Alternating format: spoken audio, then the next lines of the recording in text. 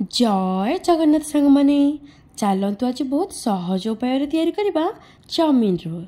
तो फ्रेंड्स मुझे नहीं किसी हक्का नूडल्स आउ एपटे कड़े किसी पानी गरम करी से आड कली किसी रिफाइंड ऑयल आउ सब नूडल्स आउ याकू एबे सिझिबा जाए कवर करनबा।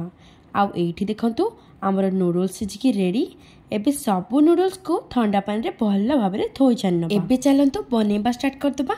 बसिला कड़े आउ पड़िला टिके अधिका रिफाइंड ऑयल आउ एबे एथिरे ऐड करबा सिझेक रखिथबा सब नूडल्स संगरे हल्का टिके लूण आउ किछि जीरा गुंड आउ एबे नूडल्स को ओल्टेई पलटेई सल्टेई से पर्यंत भाजी चलिबा जे पर्यंत हल्का टिके लाइट ब्राउन कलर न होईछि। आउ एठी देखंतु हमर नूडल्स भल भाबरे फ्राई हे गला। आउ एबे कड़े गरम करी पड़िला अल्प किछि रिफाइंड ऑयल।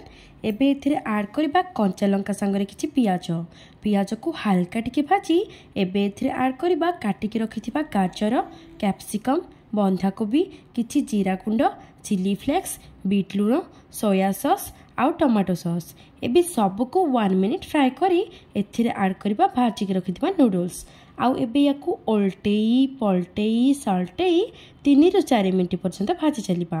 आमर एबे चाउमिन हे गला रेडी। एबे एथिरे ऐड करबा किछि गोलमरिच गुंड आउ धनिया पत्र। तो फ्रेंड्स मु आगरु हॉट केस रे परोटा करी रखी नहीं थिली। एबे परोटा ऊपर ऐड करबा नूडल्स बीट लूण चिली फ्लेक्स जीरा गुंड किछि कटा पियाज धनिया पत्र कंचा लंका अल्प टिके टमाटो सॉस आउ चिली सॉस आउ एबे याको दुई हाथ रे धरी गोटे पेपर सहायता रे फोल्ड करनबा। तो फ्रेंड्स एठी हमर रेडी हे गला चाउमिन रोल। आपन चाहिले परोटा न बने कि ओनली चाउमिन मध्य खाई परिबे। तो फ्रेंड्स वीडियो भल लागिले वीडियो को लाइक और चैनल को सब्सक्राइब करे पई जम्मर भी भूलबेनी। रहिली जय जगन्नाथ। पुन देखा नेक्स्ट वीडियो रे। Bye and thank you so much.